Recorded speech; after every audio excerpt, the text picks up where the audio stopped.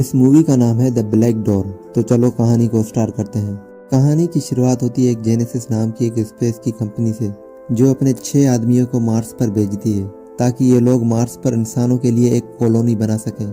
इसके बाद ये 6 आदमी मार्स के लिए निकल पड़ते हैं और इस सफर में इन लोगों को 2 महीने हो जाते हैं, जहाँ एक दिन सारा नाम की एक लड़की, जो कि इन लोगों की टीम लीडर है, और उसे पता चलता है कि वो प्रेग्नेंट है, और ये बात अर्थ पर मौजूद अपने सीनियर शिप हड को भी बता देती है, जिसे सुनकर सभी लोग परेशान हो जाते हैं। लेकिन उनका मार्स का सफर रुकता नहीं है और ये कुछ वक्त बाद मार्स पर पहुंच जाते हैं। तब तक सारा की डिलीवरी का भी टाइम आ जाता है और वो एक बेटे को जन्म देती है, लेकिन कम ग्रेविटी की वजह से उसकी तबीयत खराब हो जाती है और फिर सारा की डेथ हो जाती है। इसके बाद शेपर्ड देखता है सारा के बच्चे की मेडिकल रिपोर्ट्स और सभी सीनियर्स को बताता है कि मार्स की जो ग्रेविटी है वो अर्थ से काफी अलग है, जिस वजह से बच्चे का दिल काफी अलग है। अगर उस बच्चे को जिंदा रखना है तो उसे मार्स पर ही रखना होगा, क्योंकि वो उस ग्रेविटी में जिंदा नहीं रह पाएगा।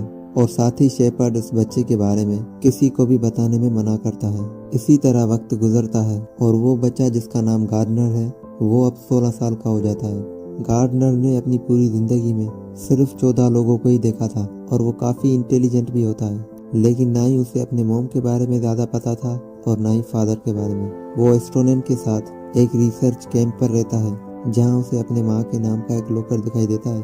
और गार्डनर जब उस लॉकर को हैक करके खोलता है तो उसे एक पेन ड्राइव और एक अंगूठी मिलती है। वो उस अंगूठी को पहन लेता है और पेन ड्राइव को जब चेक करता है तो उसमें एक वीडियो मिलती है उसे, जहाँ वो पहली बार अपने मॉम को एक आदमी के साथ काफी एंजॉय करते हुए देखता है। उसे लगता है कि शायद यही उसका फादर है। उसके बाद इस वीडियो का स्क्रीनशॉट लेकर उसमें से एक फोटो निकालता है और उसे अपने पास रख देता है। आगे हम गार्डनर को देखते हैं अर्थ पर एक लड़की को चैट करते हुए देखते हैं, जिसका नाम तुलसा है। तुलसा गार्डनर से कहती है कि मैं अपनी जिंदगी अपने मर्जी से जीना चाहती हूँ, कई जगहों पर घूमना चाहती हूँ। इस पर गार्डनर उसे जवाब देते हुए कहता है कि काश मैं भी ऐसा कह पाता। ये सब सुनकर तुलसा उससे पूछती है कि इस पर गार्डनर उसे कहता है कि माय डिसीज ऑस्टियोजेनेसिस इम्परफेक्टा, यानी इसकी पॉज काफी कमजोर है, जिसकी वजह से वो घर से बाहर नहीं जा सकता। साथ ही वो तुलसा को बताता है कि वो किसी घर में नहीं बल्कि पेंट हाउस पर रहता है, जो पार्क एवेन्यू पर है। लेकिन तुलसा को उसकी बात पर यकीन नहीं होता। इसके बाद हम गार्डनर को स्पीड से बगी चलाते हुए मार्स पर देखते हैं। स्पीड की वजह से वो गिर जाता है और उसका ऑक्सीजन पाइप निकल जाता है। ऑक्सीजन ना मिलने की वजह से गार्डनर मरने वाला होता है कि तभी यहाँ केंद्रा आ जाती है, जो गार्डनर को अपने बच्चे की तरह समझती थी और उसे समझाती है कि ये गलती दोबारा नहीं करना, क्योंकि मैं तुमसे बहुत प्यार करती हूँ और मैं तुझे खोना नहीं चाहती हूँ। ये सुनकर गार्डनर भी थोड़ा इमोशनल हो जाता है और इतने में ही केंद्रा की नजर डेस्क पर पड़ी फोटो पर पड़ती है, जिसे देखकर वो समझ जाती है कि गार्डनर अपने पास्ट के बारे में जानना चाहता है। इसीलिए वो अपने सीनियर शेफर को कॉल कर कहती है कि मुझे अब अर्थ पर गार्डनर को लाने की परमिशन चाहिए, लेकिन शेफर मना कर देता है। उसे कहता है कि ये इम्पॉसिबल है, इसलिए गार्डनर की सर्जरी करनी पड़ेगी, तभी वो अर्थ पर रह पाएगा। ये सुनकर केंद्रा उसे किसी तरह मना लेती है और गार्डनर की सर्जरी होती है, जिसके बाद उसकी फिजिकल फिटनेस को भी मेंटेन किया जाता है और इन सब में करीब 2 महीने लग जाएंगे। एक रात गार्डनर तुलसा को वीडियो कॉल करके बताता है कि वो जल्दी उसे मिलने आ रहा है, जिसके बाद गार्डनर अर्थ की तरफ अपना सफर जारी रखता है, जहाँ केंद्रा भी उसके साथ थी। जैसे ही वो अर्थ पर लैंड करता है, उस पे कई तरह के ट्रीटमेंट किए जाते हैं ताकि पता लगाया जा सके कि वो यहाँ रह भी सकता है या नहीं, और गार्डनर इसमें फेल हो जाता है, यानी वो यहाँ पर रहने लायक नहीं है। इसीलिए उसे दोबारा मार्स पर ले जाने की प्लानिंग चल रही है। गार्डनर को जब पता चलता है कि ये लोग उसे वापस मार्स पर भेज रहे हैं तो वो यहाँ से भाग जाता है और आज वो पहली बार बिना ऑक्सीजन मास्क के खुले आसमान के नीचे घूम रहा था। ये देखकर वो बहुत खुश होता है। इसी दौरान बारिश भी होने लगती है और गार्डनर पहली बार बारिश को एंजॉय करता है। वहीं हम केंद्रा को गार्डनर की वजह से परेशान देखते हैं। तभी उसे याद आता है कि गार्डनर तुलसा नाम की एक लड़की से बात करता है, इसीलिए वो शेफर को लेकर गार्डनर को ढूंढने लगती है। वहीं दूसरी तरफ गार्डनर तुलसा से मिलने के लिए कॉलेज आ जाता है, जहाँ वो तुलसा को देखकर उसे पुकारता है। पहले तो वो उसे पहचान नहीं पाती। जब गार्डनर उसे अपना नाम बताता है तो वो उसे एक थप्पड़ मारती है और वो उसे कहती है कि तुम 7 महीनों से कहाँ गायब थे। इसके बाद दोनों एक दूसरे को गले लगाते हैं और गार्डनर तुलसा के साथ उसके क्लास में आ जाता है, जहां वो उसे ही देखता रहता है। उसी दौरान टीचर सभी स्टूडेंट से पूछती है कि टेलीफोन किसने इजाद की थी। इस पर तुलसा एडिसन का नाम लेती है। तभी गार्नर कहता है कि एडिसन ने करंट बनाया था और निकोला टेस्ला ने ऑटोनेटिंग कनेक्ट बनाया था। ये सुनकर सभी स्टूडेंट्स उस पर तालियां बजाने लगते हैं और गार्नर बहुत खुश होता है। जब क्लास खत्म हो जाती है तो तुलसा उससे पूछती है कि आखिर तुम कहाँ से आए। इस पर गार्नर मार्स का नाम लेता है। ये सुनकर तुलसा हंसने लगती है और उसकी बात पर यकीन नहीं करती। जिसके बाद गार्नर उसे बताता है कि जब मैं पैदा हुआ था तभी मेरे मॉम की डेथ हो गई थी और अब मैं अपने फादर को ढूंढने के लिए यहाँ आया हूँ। साथ ही वो तुलसा से ये भी कहता है कि वो यहाँ नया है और यहाँ किसी को भी नहीं जानता।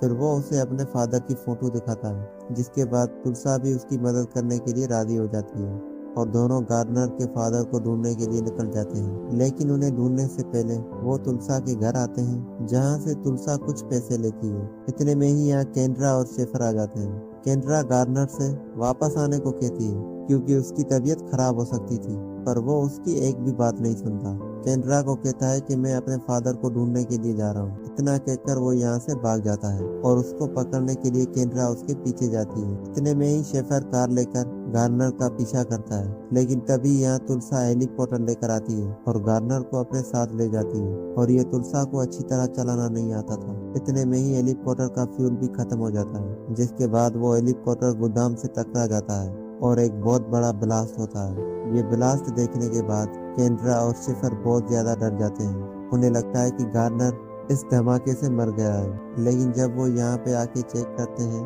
तब उन्हें पता चलता है कि वो पहले ही हेलीकॉप्टर से कूदकर निकल गया था और अब यहाँ से भाग चुका है।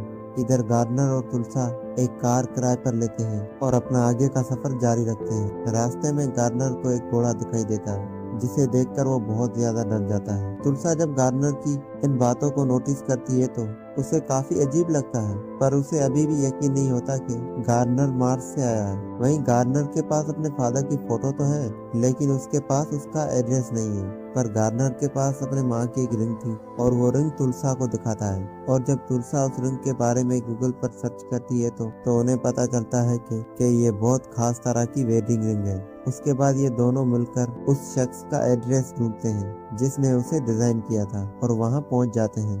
वहीं दूसरी तरफ केंड्रा के पास एक डॉक्टर का कॉल आता है जो उसे बताती है कि गार्नर की ब्लड रिपोर्ट सही नहीं आई है और उसका हार्ट एटमॉस्फेयर को बर्दाश्त नहीं कर सकता, इसलिए उसे जल्दी से जल्दी मार्स पर वापस भेजना होगा और ऐसा नहीं हुआ तो गार्नर की मौत हो सकती है। ये सुनकर केंड्रा बहुत ज्यादा परेशान हो जाती है और शेफर के साथ जल्दी गार्नर को ढूंढने लगती है। इधर हम तुलसा और गार्नर को एक साथ बहुत खुश देखते हैं। वो दोनों एक मार्केट में जाकर कपड़े और टेंट लगाने का सामान खरीदते हैं और फिर उस शख्स तक पहुंच जाते हैं जिसने गार्नर के माँ की रिंग डिजाइन की थी। वो शख्स ने एक बिल देता है जिसमें एक एड्रेस लिखा हुआ था।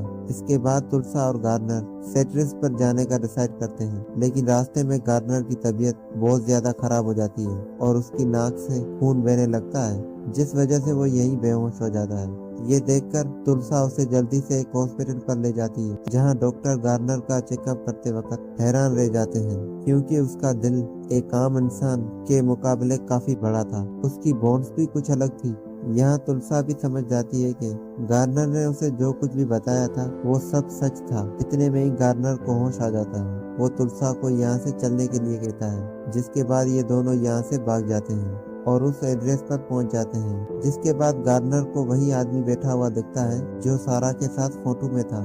गार्नर से देखकर बहुत खुश होता है क्योंकि उसे ये लगता है कि वही उसका फादर है और वो जल्दी से उन्हें फोटो दिखाता है और उससे कहता है कि सारा मेरी मॉम थी और मुझे जन्म देते वक्त उनकी डेथ हो गई। इस पर वो शख्स गार्नर से कहता है कि सारा की डेथ एक एक्सीडेंटल थी। ये सुनकर गार्नर मना करते हुए कहता है कि नहीं, ये सच नहीं है और मैं आपका बेटा हूँ। और वो शख्स गुस्से में पुलिस को फोन करने लगता है। तब तुलसा उसे रोकती है और कहती है कि ये इस प्लेनेट पर किसी को नहीं जानता, ये सिर्फ तुमसे मिलने के लिए इतनी दूर से आया है। इस पर वो शख्स कहता है कि सारा मेरी बहन थी। ये सुनकर तुलसा एकदम शॉक्ड हो जाती है। जब वो पीछे मुड़कर देखती है तो गार्नर वहाँ पे नहीं होता। वो जल्दी से बीच पर जाकर गार्नर को बताती है कि ये तुम्हारे फादर नहीं बल्कि अंकल है। ये सुनकर गार्नर तुलसा से कहता है कि मैं अपने मॉम को महसूस कर सकता हूँ। क्योंकि ये वही जगह है जहाँ मेरी मॉम वीडियो में थी और अब मैं यहीं मरना चाहता हूँ। इतना कहकर वो समुद्र के अंदर चला जाता है और तभी यहाँ शेफर और केंद्रा दोनों आकर उसे बचा लेते हैं। उसकी हालत देखकर शेफर बहुत रोता है। उसके बाद गार्नर शेफर से पूछता है कि मेरी माँ कैसी थी। इस पर वो उसे कहता है कि वो बहुत अच्छी थी। ये सुनकर गार्नर समझ जाता है कि शेफर से कहता है कि तुम ही मेरे फादर हो ना। इस पर वो उसे हाँ में जवाब देता है। इतने में ही यहाँ पर एम्बुलेंस भी आ जाती है, जिसके बाद गार्नर को एम्बुलेंस में बिठाकर एयरपोर्ट की तरफ ले जाया जाता है, जहाँ एक खास प्लेन मौजूद था। फिर वो गार्नर को उस प्लेन में बिठाकर उसे उड़ाना शुरू करते हैं ताकि वो ग्रेविटी से दूर जा सके, क्योंकि वो जितना ग्रेविटी से दूर जाएगा उतनी जल्दी ठीक हो जाएगा। लेकिन गार्नर की हालत अभी भी ठीक नहीं होती। ये देखकर शेफर बहुत परेशान होता है, इसीलिए वो पायलट से प्लेन का कंट्रोल अपने हाथ में ले लेता है और अपने प्लेन को फुल स्पीड में ऊपर की तरफ ले जाता है। जब प्लेन ग्रेविटी से बाहर आ जाता है तो सब लोग हवा में तैरने लगते हैं, जिसके बाद गार्नर की तबीयत भी बिल्कुल ठीक हो जाती है। कुछ टाइम के बाद वो दोबारा अर्थ पर आते हैं। गार्नर को मार्स पर वापस ले जाने की तैयारी करते हैं। हालांकि तुलसा को उसके जाने का बहुत दुख होता है, पर वो गार्नर को जाने से रोकती नहीं है और अब गार्नर मार्स पर पहुंच जाता है, जहां पहुंचने के बाद तुलसा और गार्नर की पहले की तरह ही बात शुरू हो जाती है और उस कहानी का एंड हो जाता है। अगर ये कहानी आप लोगों को अच्छी लगी हो तो प्लीज मेरे चैनल को सब्सक्राइब और वीडियो को लाइक जरूर कर देना। तो मिलते हैं किसी नई कहानी में।